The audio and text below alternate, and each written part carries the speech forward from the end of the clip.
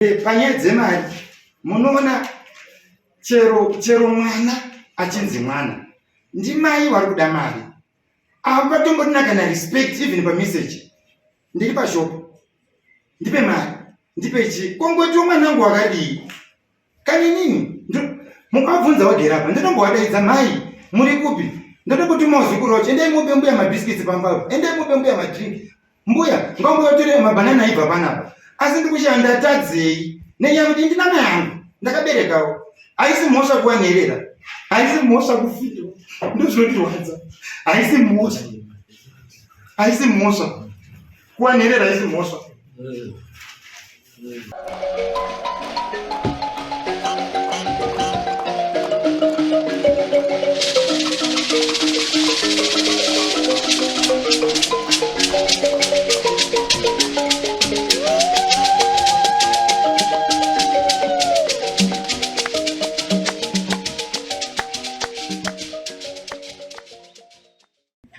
ndekubvisa dongo regore murume wangu kamubvisa ndisingazivi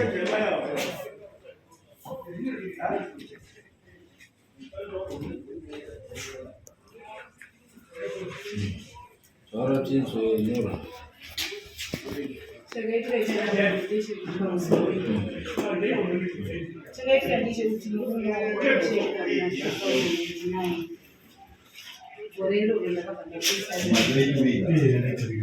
asi kwane 15 years wakaenda kunochinja wasina kundiudza semudzimai wacho ende inini ndandisingarambida wakambondifunza kuti mama tinoda kuchinja ndokuti seini chakandinetsa nenhasi chifundikazi adzisa ndekuti pawakaenda wachisvika wachichinja wakaona iri nzvimbo yanga yakachengetedzeka 15 years ungadai wakangonditaurira kuti wana mama tafunga kuchinja dombo rababa ndandisingarambi chakangondinetsa kuti wakaita behind my back ndisingazivi ndokuzoenda ndokuona nzvimbo yandaiona iri zvairi yachinja ende inini handina kutanga ndauya kuno kwamama ndisina kuenda kuhama wairarama nababa sindoibva kumozambique ndikati ndo zvandaona vaida kumakuwa vakandibvunza iwo kuti mamubvunza ine ndikati handikwanisi kumubvunza nekuti ndingamubvunza anondituka saka ndaona hangu kuti ndiende kwamambo tinogadzira ukama wanyinaye chi mwana wemurume wangu ndii ndakamuchengeta ndakamupuhwa ne 2 years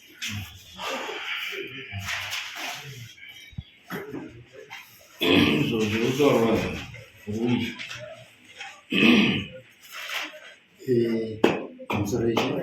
amusore mambo amusore wese watongi nyaya iri pano mambo wangu last year muna July 2023 nhai wakauya kwandiri zvikanzi Ruizhi uri kuona here dombo riri pagwara rababa ako harichaiti. Inini ndakaita pangu samai zvasarira inini wana wemufi. Mai pandawati mai handizokwanisi kuisa dombo pasina hama dzemufi. Ndobva ndatora passport yangu ndinova ndinayo. Ndobva ndaenda kuMozambique last year October. Ndobva ndangoona tete hama dzababa kuti ndau yawo tine nhaurwa yedombo rakadai. Ndine mafotos riripo dombo racho ranga rine makreki riripo. Ndikati ini ndisati ndaribata handikwanisi kubata dombo rakaiswa because ini ndiri mwana ranga rine makreki. Zvikanzi nana tete wauya muna October, November isinguva ichi yemakuwa. Isusu tinokwanisa kuuya ikoko muna August waireva August pachiportuguese. Inini pandadzoka kuno kuZimbabwe vandataura namai tiri wairi takamira tiri pamwe chete. Mai ndazoenda kumusha ndaudza hama kuti zvakadai so. Zvikanzi Ruizhi hama dzauri kuda kutaura idzi unodzizivirepi ende wakadzionepi? nenyaya yekuti ini ndakararama nababa wako pasina hama yaita sei yaiuya pano pamusha. Ndikati hazvina kuita sei kushata. Inini chinhu chinondiratidza kuti inini ndikwanise kuenda kuhama dzangu, ndine passport yangu 1989, ndine makore 4 ekuberekwa.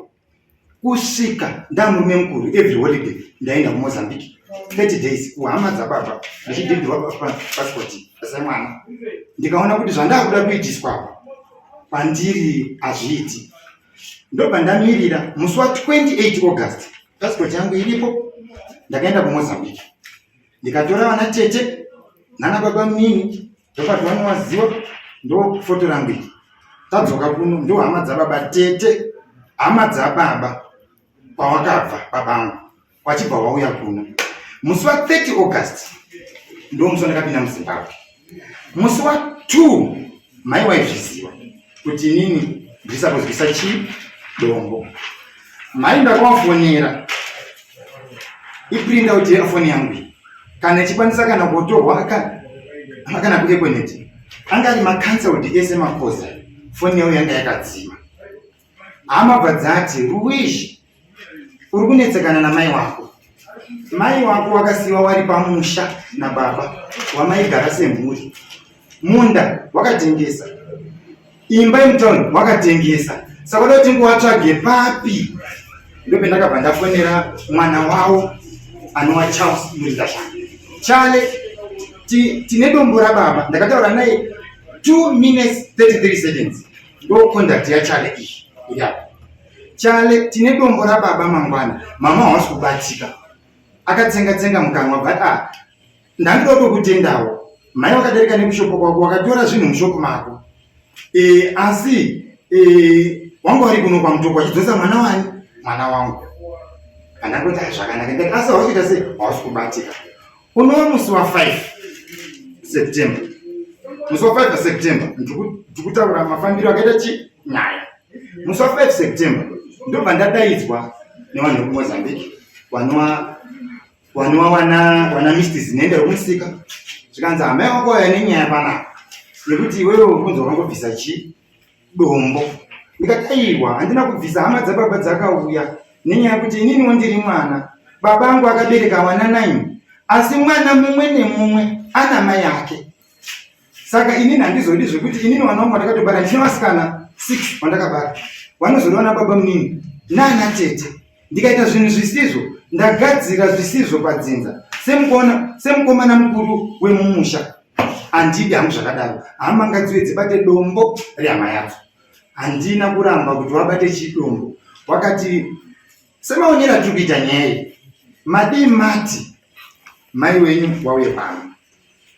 But it's fine, dombo ipapo ranga raiswa musi wa 5 because takazotaura futi nehama. Mai ndine macontacts nawo, machats awa ndakamaita mascreenshots. Mai ndinovapa mari every day, every month musi wa 7 September ndovapa 230 US.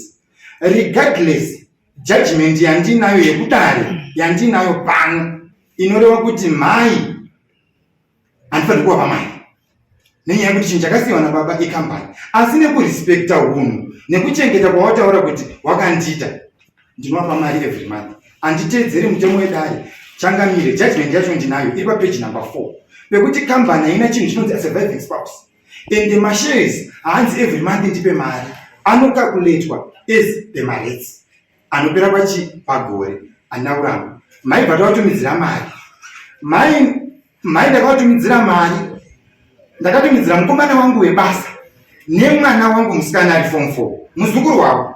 Ndikati enda unongedzere mwana panogara mbuya. Mwana bvaanongedzera, mukomana bvaasvika bvaanokagedhi bvaona mbuya vasipo, mbuya wangu arikumba kweshamwari yavo. Mukomana bvaadzika bvavatambidza mari musi wa 7. Ndikafunga kuti samhai wane problemu yauri kufamba uchishambadzira nyika yese, wachati mwanangu ndine dambudziko newe rakati. Ndobe ndakabva ndaona message yakangouya musi wa 7 iwowo, ndinayo screenshot.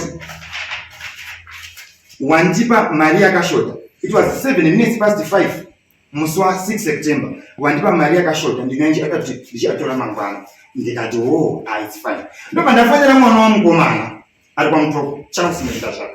ndikati Chale uya kuno musi weSunday mararamiro ataakuita haasisina kunakidza handiwo masirwa akataiti pana baba ekuti vanhu tikafambidzana hatitaudzani. Akanditi Ruishi handitorinawo mari zvikutondinetsawo ndaitodawo 180 ndisiriwo mari ichi yebhazi. Ndikati handikwanisi, wana uri kuvhura musi wechipiri ndobhadhara maschool fees. Ndakafunga kuti pamwe achaisirawo mhai komi bhe kuti mhai muri kudiwa kumba kuna ana tete wenyu mhai wanaotsika. Kusvika inini musi wa 10 September ndo musi wandakasimuka nehama ndichidzidzosera kuMozambique. Hama dzangu ndikadzoka musi wa 11 kudzidzosera kumusha because tataona mai wasiri kuda. Asi zviri munhoroondo yekwakamba izvozvizvi vanoti Ruishi ukaona mhai wasiwa pamusha paine wana wakawanda kudai so wotengesa musha woenda kwawanoenda unogona kutero ukasvika munhu akaroorwa ukaiswa demu akuendwi Ruishi. Kana munhu atokusiya uri nherera ndinofunga kuti wabvunza izvo kuti murume akakusiya mini wana wangani 1 wa 6 but kuwabvunza kuti pane muzukuru here wamamboti maona mumusha wamakuziva mhai wana wakachengeta mambo ndokutaura pamberi pedare rinei mhai wana wakachengeta vane mabasa epamusoro. Tine mainjiniya, tine madhokta, nani basa repasi ndini anoshanda pachipatara admin assistant ndotaura waningina wangu wakauya kungoti foni yangu atadzima panze muri yese yanga yakaungana zvokuti inini mari yandotowapa ishoma asi chandoda kungokuudzai mhai nhasi doda kutaurira pamberi pedare pfuma yenhaka inoparadza ukama ende ndichidzikadzika nemi mhai muri kurumwa nechokuchera asi mandiudzai kudare kuti mhosva yangu ndindakasimudza dombo aiwa mhai hama dzababa ndo dzandakadaidza nenyaya yekuti ndiwo ini ndiri mwana handikasimudzi dombo ndichikanda pasaiti nenyaya yekuti ndine wanyinyina ndine hanzvadzi zvinozonetsa mangwana kunzi wakashereketa paguva rababa. Asi kana mhai muine ufungidzire kuti inini pane zvandinokuitai pane zvandinazvo ndinokumbira mambo zuva ranhasi kuti mhai wangu ndiwo aremekedzesa mhai ndicharamba ndiwachengeta semachengetero andinoita handina basa kuti dare ranjiti ndimai wangu asi chandinokumbira nhasi kana zvichibvira ndinoda kuenda kuseri kwechuru ndiri prepare kubhadhara mari iyoyo because ndatogara ndichinongowa kubhadhara mari saka ndokumbirawo kuenda kuseri kwechuru ndimai wangu handisi kuwapomedzera mhosva handina nyaya ndikuwapomedzera ende handina pamberi pedare chandiri kuti wakanditadzira ndinowachengeta samai. Ende panyaya dzemari munoona chero mwana achinzi mwana ndimai wari kuda mari avatombotina kana respect even pamessage ndiri pashopo ndipe mari ndipe chi kongoti mwanangu wakadii kani nini mukabvunza wagerapa ndinombowadaidza mai muri kupi ndotokutumawo zukuru wacho endai mupe mbuya mabhiskitsi pambao endai mupe mbuya madrink mbuya ngamboyotorei mabhanana aibva panapa asi ndikushanda tadzei nenyaya kuti ndina mai yangu ndakaberekawo haisi mhosva kuwanherera haisi mhosva kufirwa ndozvinotirwadza haisi mhosva kuwanherera haisi mhosva. Okay. Iyo wadari. Mambo kuona shoko rataurwa namai kuti respect yao kutsamwa kwavo kuti handina kutaurirwa nekuti guva rababa rechinjwe reiswe dombo saka mwana ari kuzvipupurira ega kuti takakutsvaga itakutewa nekubata kazi haasiri iye angabata akabatwa nehama dzababa hama dzawana tete wavo wakaita izvi saka zvisinei nekuti iwo vatofungirawo izvozvo pamwe zvavakabata kune zvamakaisa paguva zvinokodzera neseri kwechuu saka mwana ari kutsanangura kuti kana nesusu atoti anorespekta mai wake saka mai pana asingawarespektawo mwana wavo ngekuti kunyangwe mari yaanoapa kana ari patiketi ari pabasa mumwe haiwa yakadaro saka vakatopingawo mai zvakanaka nekuchengeta mwana wavo saka kuseri kwechuru zvinokodzera. Manzwa mwana ari kutaura nhoroondo iyi. Pane pamuri kupokana napwe? Ndiri kupokana nako pakawandisa. Nyaya yandakauya nayo kudare handina kuuya nenyaya yakawanda. Ndakauya nenyaya yedombo kuti havagoni kuchinja dombo behind Mozambique. Nyaya yaari kutaura yekuMozambique kwekuuya kwana Tete kwekuibva inandozi. Ndakagara naKamba for 26 years. Handigoni kuenda pano kotsvaga hama dzababa dzandisina kumbopangidzwa muupenyu hwangu. Nyaya yandauya nayo pano chakamire inyaya yekuti iye neni isu tiri muno muZimbabwe ende ndiye anoziva pandinogara ende neurongwa hwari kutaura dai akati nyaya iye mama yasvika tekuti tichinje dombo ndichafamba ndakadai. Handaimurambidza ndokuti ari kuitawo chido chababa wake. Nyaya ndauya nayo ndeyedombo. Handina kuuya nehistory kuti wakaita zvinhu wachiita behind my back. Why? Zvekuti zvese But blood is thicker than water. Unoziva kuti uyu semwana imi mungaregere kutsvaga hama dzababa nekuti hamuna ropa naKamba. Handiti. Asi awana waKamba zvinovashungurudza kuti vatsvage hama dzacho. Handiwaratidza kutsvaga hama. Zvakanaka kuti waonane vachionana nehama dzababa wavo. Handiti. Ina handina kuramba. Hamuna kuramba. Aiwa, chero dai riri dombo racho wakangouya kundiudza kuti mama takuchinja. Ndaizovaudzawo kuti mimi pamunochinja dombo ndine mesejiwo yandanga ndakapa murume wangu. Munozoisawo pakati. Ndakaenda zveshuwa kuona ndakaona meseji yangu pasina. Wakangoisa yawo yekuti baba mukurangarirwa nevanakomana nevanasikana nevazukuru. Meseji yangu hapana. Ende inini handina kuita zviri zvekuti pandakaisa dombo ndakaita zviri. Ndakadaidza chechi, ndakadaidza nehama dzairarama dzandaiziva naKamba. Included mwana akanzi hama ngaende kuona dombo ndiye akaenda nemunhani wakadombo. Saka nyaya zhinji handina kuenda dzakawanda. Hadzina kuwanda. Ini ndinongoti iwewe semwana waifana kutofamba sekufamba kwawakaenda kuMozambique waifana kuenda kumba kwawo kwete zvemafoni. Waifana kuenda kumba kwamai vanogara muZimbabwe padhuze paunoziya. Asi wakakwanisa kuenda kuMozambique uko kunotsvaga hama usingaendi papa unoti mai ndozvadaya kuti iiti. Mambo, ndati handini ndakaronga nyaya iyi. Ndati ndiwo wakauya kwandiri wachindiudza mai vanonamata ande wakauya kwandiri wakati musha wakaboga usina mire zvakaita sei zvakanaka. Discussion yekuti waropa guidance imaona hamuzizvono here zvakamira zvakati. Handiti idiscussion but rakunoitwa. Hauna kuzodzoka kuti mai basa ramakandituma riya ndaakuchiriita. Ndo pane yawo kuti hanzi dai makakana makanditaura chandinoda kungokumbirawo mama nyaya ita iyi munhu nyakutanga chakatanga ndichakaita sei chakachenjesa. Mai mukaona dombo rawakaisa mukaona meseji iripo yekutanga wakatonyora wega kuti you are just missed by your wife. Wana wazokontribhuta mari wakati mai tiri kuwadaidza havasi kuuya. Mai hawadaidzwi nefoni. Wakadi kudaidza hama dzekuMozambique nefoni. Mai hawadaidzwi nefoni. Mai waizviziva.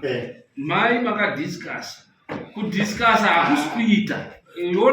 There are two things, discussion and activity. It's okay, Changa. There are two things.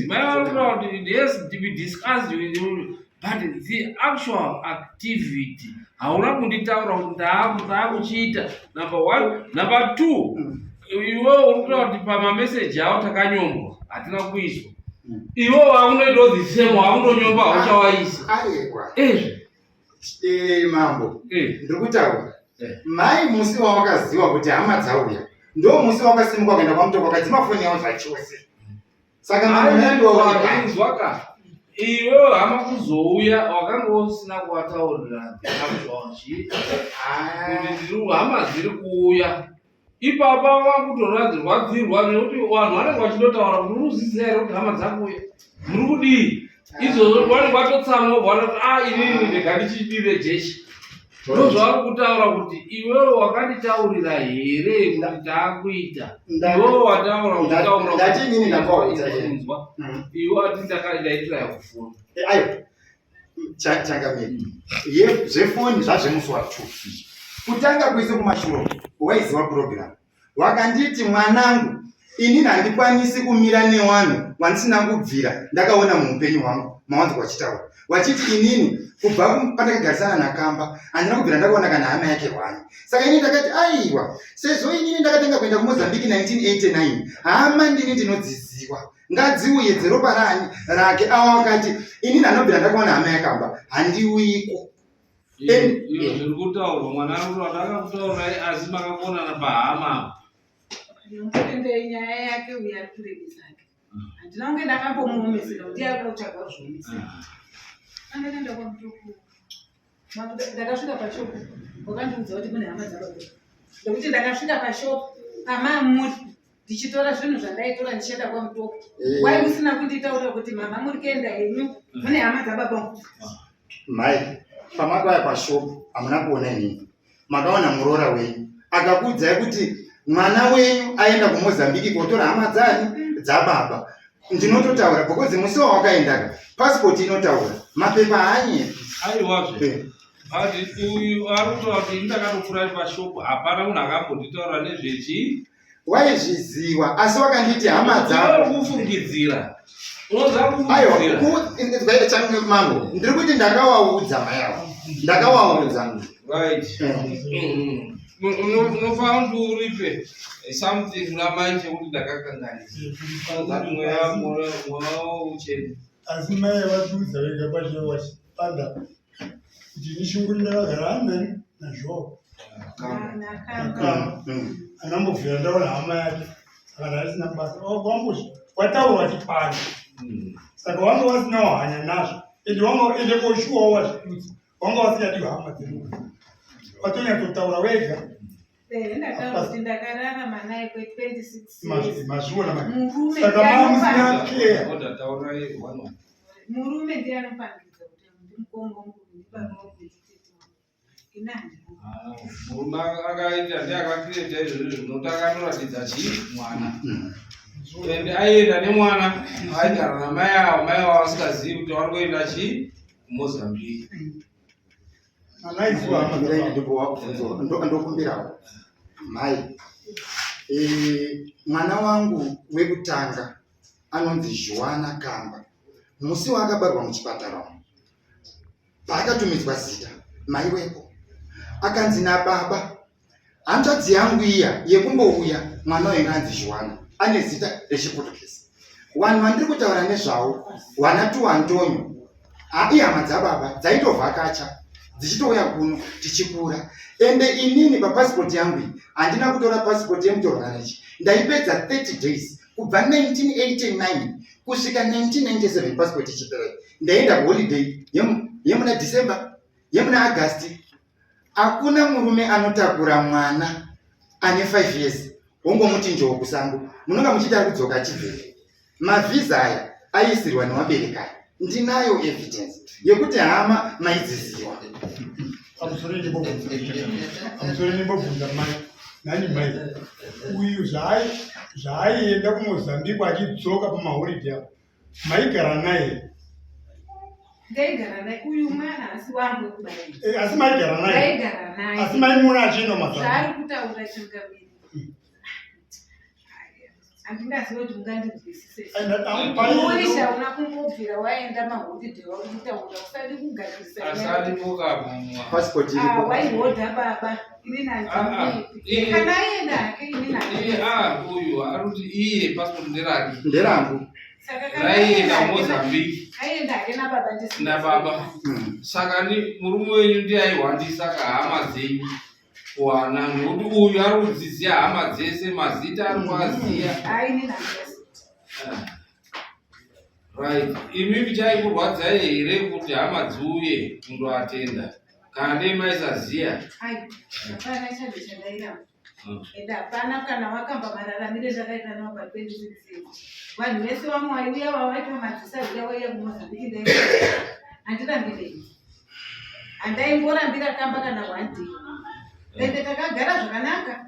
Inini chandinoramba ini munhu akaita zvezvwandi kungosuma hama kuti musha waipa wababa wouya woita zvinhu zvavo.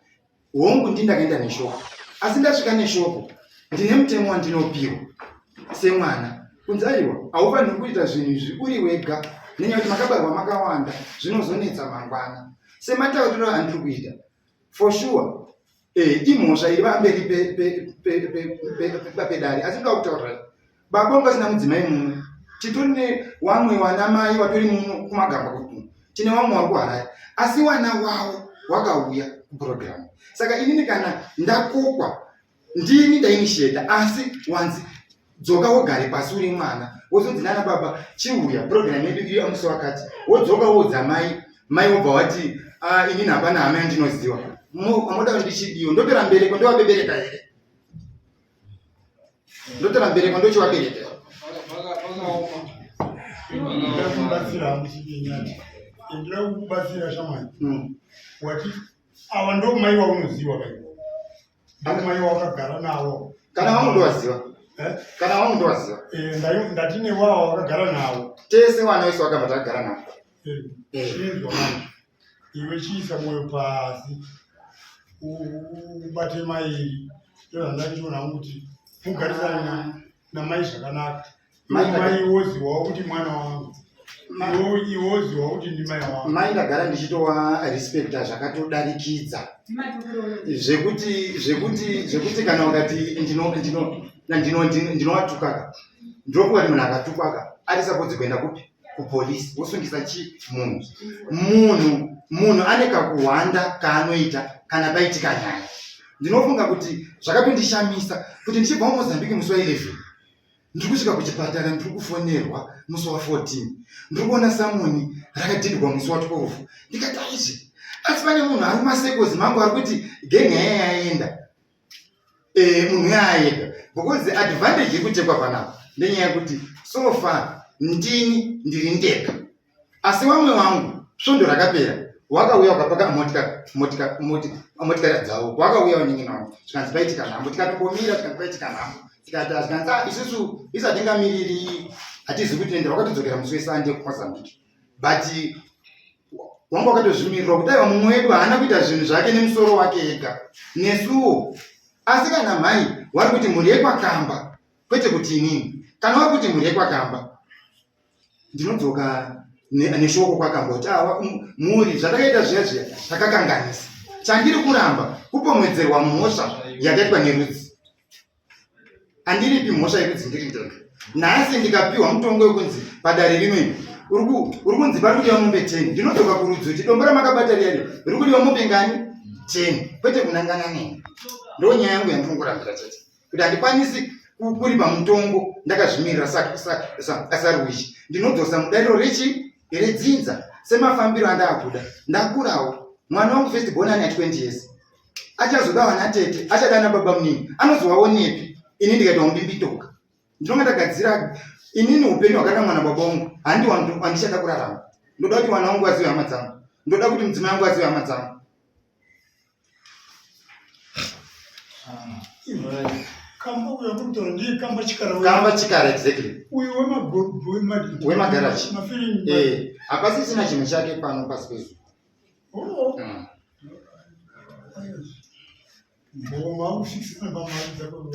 Ndochokwadi aiwa inini munoziva kuti munhu akana ari kurarama nemurume wake munoronga zveupenyu. Wakamba wangori chiremba wakaziva kuti kana ndazokura ndiri chiremba ndoda kurarama takawaka complex yari kutaura kuti ari kundipa mari yandakawaka nemurume wangu. Handisi kupiwa mari yake yemurume iri kubva shopu yandakawaka ini nemurume wangu.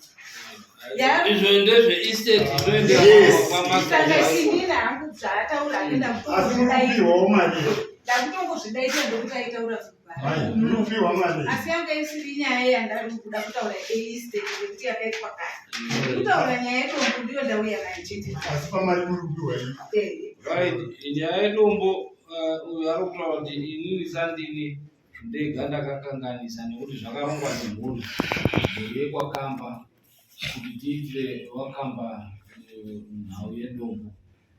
Saka kana muri kuda kuti muripwe, inini ndeda kutora mashoko kuti mai vakataurira kuti varipwe nemhuri yese kwakamba kukanganiswa kwatakaita yochiita nhumwe iyo yatinotuma kudare kuti aiwa mai vari kuti pakakanganiswa mwari makatitaurirawo ndakakontributawo kana nhasi dombo racho the same kunyunyuta ndichiona kuti makanyora kuti missed with your loving wife, iwo wakundotiwo missing with your loving children, wasingaiziwo futi wife. Saka zvikuramba ari makakatanwa. Saka iyo yacho yaifanira kuti indobviswe with your loving children and the wife. Moisa zvose zvodi zvofamba. Wanonyorera that wanoenda wandonyorerawo that message so that it encompassing wesadi apindi. pamusoro yechankana pane pandanga ndisina kuti muzivi inini kwakambana kumboita mwana ndosaka wachinditanicha. Saka zviri kuitika ndezvokuti iwo wakaita hawo zvido zvavo nemhuri ende iye ari kukavha nenyaya yekuziva kuti vanhu vari kutaurwa vari kumozambika zvekuti wandirambawo nekuti wandipa gupuro nguma wangu akafasina kundipa gupuro ndisina kudzi rekunge ndiri kurarama mumusha makamba nevanhu vari kutaura zvava zvakangonaka zvawakaita kuti wachigarawo wachiita zvawari kuita wandibvise. Asi chandiri kuda ndechekuti pandakaisa dombo ndakaita maexpensive angu ababa wangu, handina mwana, handina dare randinogara ndiinawo, chandiripo ndini chete ndichiri kurarama mudzimai wababa wangu. Sinzi wasasandide mumhuri kwababa vavo zvazvakangonaka kuti wagara wakadaro maexpensive angu ekuisawo dombo chindikavo ndo zvandazvida ndeche.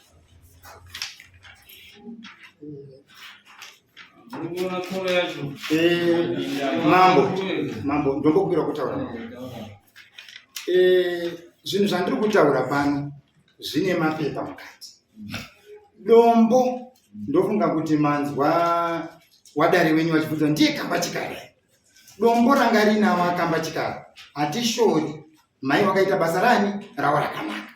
Asi manzwa wachiti murume wangu akangoti achipedza kushaika. Dombo ndakabva ndatovakirira. Isusu hatidi kunyanya kufugura hapwa. Tiri kuzona kuti pasocial media. Munoziva musi unofa munhu. Ndo musi unobuda matrue colors ekuti pano hatisisina ukama. Chekutanga inini ndinoda kuti adzokere kumashure. Ndosaka ndati inini ndandiri kukumbira kusereke penzi. Inini zvandiri kukumbira mambo. Chekutanga mutumbi wababa wangu urere pafloor. Takakumbira mai kuti mai tiri kukumbirawo gumbeze rekufukidza mushakafu. Zvikanzi namai baba wenyu asina gumbeze. Zvese zvamakawaka izvi zvinhu izvi ndaiwa mumovheti ipenjeni yangu yechihovheti baba wenyu hawana chinhu pano. Tobva taenda kumunda tikati baba zvawasina coffin. It was 2009 musi wa18 March. Ende ndabva ndafara wataura kuti havazivi hama dzakamba. But regera ndiwarangaridze semwana baba wakafa na 20 minutes past 5 imimi manga musipo manga maenda kuMozambique koiga mai nini wedu wainzi Tianora tikakufonera muri kuMozambique mai baba waparara kusisina ndosandiri kuti hande episari webenzi baba waparara pasisina mai wakasvika mutumbi wababa wato mufloor kuchipatara kwangu kusina magetsi by that time. Mai vachibva vati hapana chaasiya munhu. Mukwasha anowari kuBulawayo akati endai kufirst funeral mungotengere atezva rangu dombo nenyaya yekuti pandakaroora wakaramba kutambira pfuma yangu akati inyaya dzaitika mumusha. Mwana aida kuroorwa anga asiri mwana wepamusha. Pakaita makakatanwa emadzimai ndakutozvionawo ndakukura kuti makakatano wayo anoramba aripo. Mai wakati handina mwana asiri wangu anondirwa mushamani mangu, mwana angorwa musha kwake, baba wakaramba nepfuma yacho. Mai wakatuma mwana wavo mukomana kotambira pfuma yehanzvadzi yangu. Mukwasha akati handibhadhari pfuma iyoyo, ndinobhadhara zvamai chete. Wachibva wapedza kubhadhara, mukwasha ndakatenga kofini rakaga atezva. Mai wachingopedza kudaro, nenyaya yekuti kwangu nemombe kunyazura kupurazi dzaMeatoni, bva watengesa mombe dzemufi, wachibva wakira murume wadombo. Atimbowa blame, zvazviri zvavo. Wachibva wakontinya nekutengesa kwavo. Tarisana problem nazvo, because wanga wari mai. Zvazosara watarisana nemba 2012 after 3 years. File rate 593. Wakaregister estate musi wa 13 March 2012. Wachibva waregister. Wachipopedza kuregister estate. Estate isati yatopera. Mai ndaigarisana nawo pamusha. Ndakazongoona pangu ya vanhu zvikanzi imba yatengwa. Ndikabuda ndikangodoja kumabvazuva. Property yauri kutaura nhasi, ini ndaisatozivawo kuti property iyo iri under Kamba Chikara Company. Ndaisaziva kuti Kamba Chikara Company chii. Ndazoenda kuHigh Court ndochinzwa kunzi aiwa Kamba Chikara Company ine mashareholders, ina investor Kamba naJulia Mariamu Kamba wanotetewa. Zvikanzi apa takuda mapepa. Chero motikari iri pane zvinhu zvakasiwa zvinoenda Kamba Chikara Company. Ndo zvinhu zvakanzi natete ininiwo ndanga ndakangonyorwawo handina simba nazvo. Iwe ndiyo mwana mukomana wachibva wanipa inonzi power of attorney. Kunzi ndizosvika kugara pashopu changa chisiri chido changu kana kuti chido chavo. Chido chemapepa edare. Kuti ini ndandine 50% dzaatete angu. Vandaita kuti 7% dzeumwana vananzi major shareholder. Vanangu apoendwa director ipapo. Kwete ndaisatozviziva. Ndandiri kuseri kwegwenzi. Ndanga ndiri mwana by that time. Ndandine 26 years dzekudera. Ndasikatozviziva. Kwakunzi tora kwa motikari yako tora chi. Andina kuwamanikidza. Mai wakatora muchato wavo chapter 37 wakangoregister estate. Nanhasi masuwa bhozi ari pano mumhuri yedu. Ndaida kungoti namhaika tiyanane zvisina kuripisana. Mai ndo respecta samai ndo apa mari every month. Chero nhasi wanzi wandituke ndotowafonera mai muri kupi? Ndatuma muzukuru mai muri kupi? Mabhanana wabvunzei atimbotukemera nenyaya idzodzo. Chero mamessage ndinawo. Saka ini ndiri kuti iyi haisi nyaya yekuripisana, inyaya yekuti ndatofarawo ndandavera kwamambo. Tiyanane semhuri. Tirarame upenyu hwakaita sei? Hwakanaka. Imimi muri amai wangu. Hamungandiripisi, mungoti dai ndiri mwana wenyu mai. Mungafarira here kuti izvozvi ndasebasa kuchipatara mai. Ndinewo mhuri yanoda kuchengeta. Imi mwacho munoda kuchengeta. Injikere dziri. Baba chawakasiya mudhuri, asi mudhuri wakasiya uri under company. Company yacho ndeyemhuri. Handizve. Saka inini ndakuitawo kuti aiwa baba waichengeta mudzimai wavo nezvinhu zvipi izvi. Inini ndasara sababa semukomana mukuru. Rega ndikochengete machengetero aita baba wangu. Asi pane kakusanzwisisana. Ndongokumbirawo kuti nhasika ndayakutaura nhunha dzangu pamberi pedare. Iyo ndinodaira kuti kana paine nhau dzemakuwa rabuda kuti tienda kudaidza mhuri kwakamba makaita makuwa mai vasingadii vasingazivi kuti waripirwe nemhuri, nekuti uyu ari ega hatikwanisi kuti timuripise nekuti arabudisa pachena kuti aiwa iyi yanga iri programu yakaitwa nemhuri nehama dzekwakamba. Imi mungati hamudzizivi, asi abudisa proof yekuti ari muduku aiendako kairi kana katatu pagore rega rega achiendoonana nehama. Ndikataura inoti blood is thicker than water, nekuti uyu ane hama dzake, ndo hama dzake dzeropa. Imi muri mukadzi auya mumusha. Tichiona zvakare zvichitaurwa tinoona kuti zvinonzi hapana issue, you have no issue. Zvinova kuti hamuna mbereko iri mumusha zvakare mekwakamba. Saka nhau iyona toona kuti asi patinokumbira iwewe kuti mutotigadzirise inscription iri paguwa muederowo mai, nekuti imimi makaita chitsvambe chekuti makanga makasiyiwawo maakuenda maakundowasiyawo.